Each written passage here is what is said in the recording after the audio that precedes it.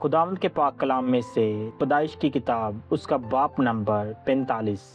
तब यूसुफ उनके आगे जो उसके आसपास खड़े थे अपने को जब्त ना कर सका और चलाकर कहा, हर एक आदमी को मेरे पास से बाहर कर दो। चुनाचा जब यूसुफ ने अपने आप को अपने भाइयों पर जाहिर किया उस वक्त और कोई उसके साथ ना था, और वो चला चला कर रोने लगा। और मिस्रियों ने सुना और फराउन के महल में भी आवाज़ गई। और यूसुफ ने अपने भाइयों से कहा, मैं यूसुफ हूँ, क्या मेरा बाप अब तक जीता है? और उसके भाई उसे कुछ जवाब ना दे सके क्योंकि वो उसके सामने घबरा गए। और यूसुफ ने अपने भाइयों से कहा, जरा नजदीक आ जाओ। और वो नजदीक आए। तब उसने कहा, मैं तुम्हारा भाई यूसुफ हूँ जिसको तुमने बेचकर मिस्र पहुँचवाया। और इस बात से कि तुमने मुझे बेचकर यहाँ पहुँचवाया ना तो गमगीन हो और ना अपने अपने दिल में परेशान हो, क्योंकि खुदा ने जानों को बचाने के लिए मुझे तुमसे आगे भेजा।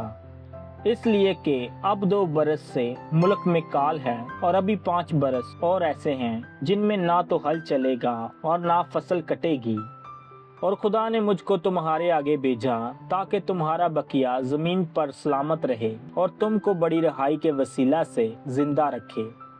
बस तुमने नहीं बल्कि खुदा ने मुझे यहाँ भेजा, और उसने मुझे गोया फराउन का बाप और उसके सारे घर का खुदावन और सारे मुल्क मिस्र का हाकम बनाया।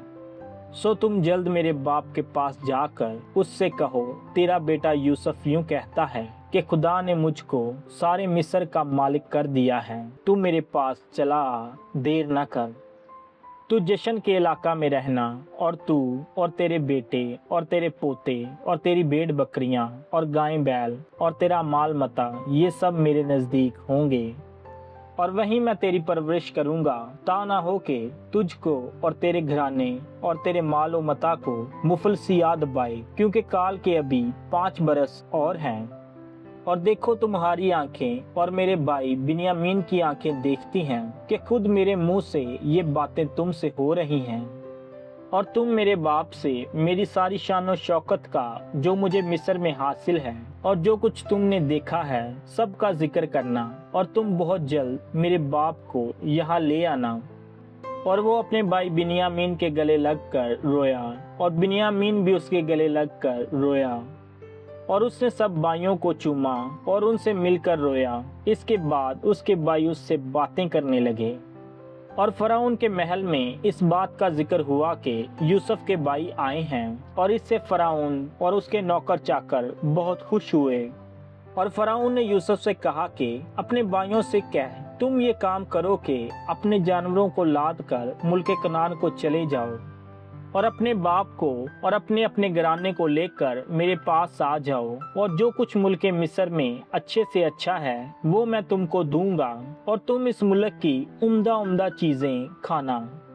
तुझे हुक्म मिल गया है कि उनसे कहे, तुम ये करो कि अपने बाल बच्चों और अपनी बीवियों के लिए मुल्क मिस्र से अपने साथ गाड़ियां ले जाओ, और अपने बाप को भी साथ लेकर चले आओ। और अपने असबाब का कुछ अफसोस ना करना, क्योंकि मुल्क मिस्र की सब अच्छी चीजें तुम्हारे लिए हैं। और इस्राएल के बेटों ने ऐसा ही किया। और यूसुफ ने फराउन के हुक्म के मुताबिक उनको गाड़ियां दी और ज़ादे राह भी दिया। और उसने उनमें से हर एक को एक एक जोड़ा कपड़ा दिया, लेकिन बिन्यामीन को चांदी के 300 सिक्के और 5 जोड़े कपड़े दिए।